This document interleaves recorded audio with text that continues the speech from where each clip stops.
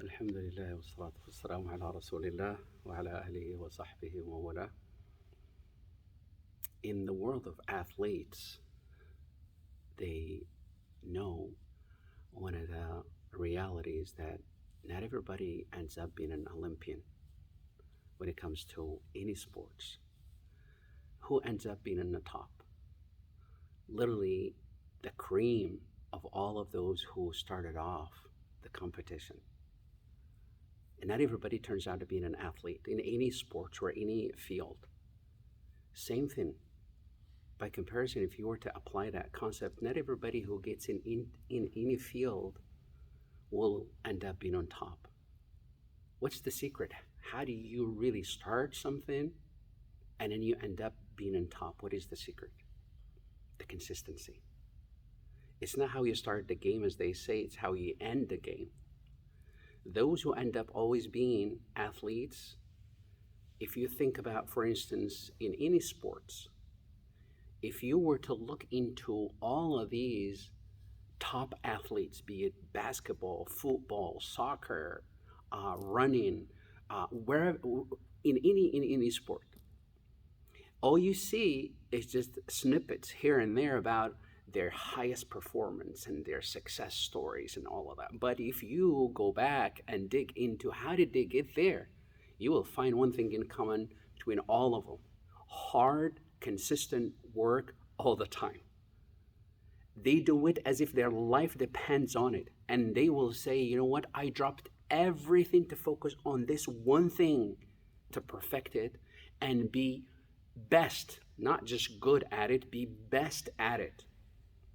Similarly, take that concept, take it, and apply it to your relationship with Allah subhanahu wa ta'ala.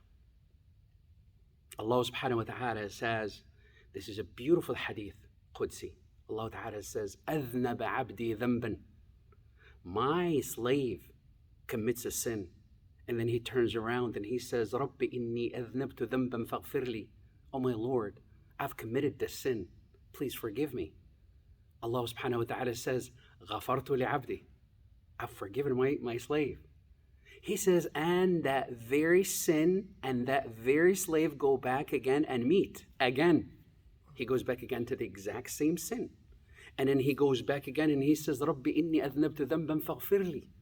Oh Allah, I've committed the sin again. Please forgive me. Allah Ta'ala says, غَفَرْتُ لِعَبْدِي. عَلِمَ عَبْدِي أَنَّ لَهُ رَبًّا يَغْفِرُ الذَّنْبَ وَيَأْخُذُ بِهِ. Fact that my slave knows that he has a Lord that can see and be and it is aware of that sin, and he goes back to him knowing that he is the one to forgive that sin. I granted him that forgiveness.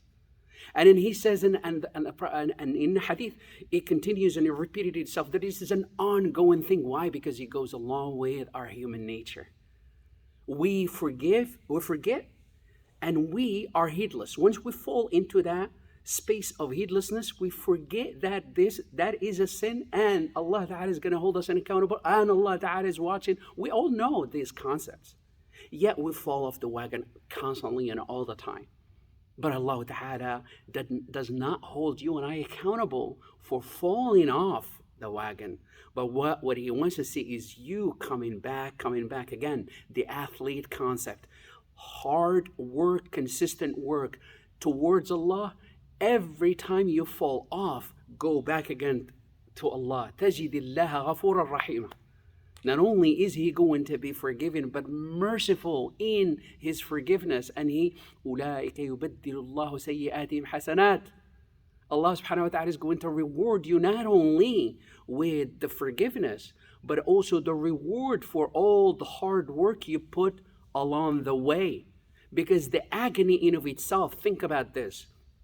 One of the athletes put it beautifully, and he says, the pain you go through when you are working towards a goal and you have either emotional pain or muscle pain, he says that pain is nothing but weaknesses leaving your body.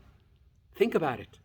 He says the pain should not be your focus. Focus on what that pain is going to deliver for you, and that is strength afterwards, because that pain is nothing but weakness that is desperate in leaving your body. It is leaving that body of yours. Same thing. You go through the agony of falling off the wagon, and then you have the remorse and the pain. Oh Allah. And then you go back again. That makes you a better person after the sin, not a worse person after the sin. Provided with one condition though, you run back to Allah, and it is an ongoing battle, because either you believe truly that you will win at the end, and Allah Ta'ala says, أَنَا عِنْدَ ظَنِّ عَبْدِي بِي فَلْيَظُنَّ بِمَا شَاءَ. Hadith Qudsi. Allah Ta'ala says, I am exactly what my servants thinks of me. The opinion of Allah, your opinion about Allah is going to be granted for you. If you think Allah subhanahu wa ta'ala, you truly and wholeheartedly believe Allah, He is going to grant you success. He is going to grant you forgiveness. He is going to grant you His pardon. And He is going to grant you His Jannah. And He is going to grant you that beautiful reward in Al-Jannah, and that is to be able to see Him. Then all the pain you go through to get to that point is worth it. All of it is worth it. The pain you go through upholding the consistency with all of the forms of acts of ibadat, acts of worship, as well as the pain you go through in dealing with others and all of the ups and downs in your conduct with others, in your moral compass that you're trying to hold on to is so hard, and it is difficult.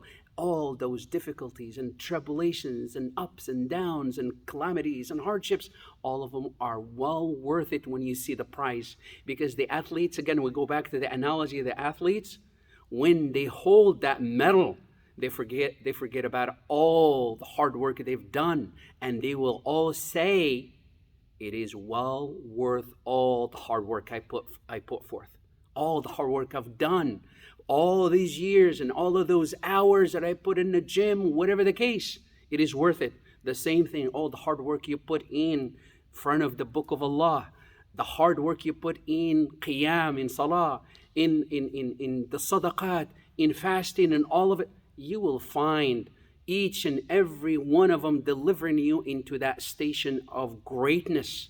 That's what Allah Ta'ala wants to see you and I gaining, and that is the greatness, excellence. Allahu yuhibbul muhsinin. Allah loves the excellent ones. You don't shoot for average, or you don't shoot for low. You always shoot for excellence. Allah subhanahu wa ta'ala loves excellence and loves those who wanted to get to that excellent place. وَالَّذِينَ جَاهَدُوا فِينَا لَنَهْدِيَنَّهُمْ سُبُلَنَا. Anybody who is striving for a space, for a place, for a goal, we will get them there.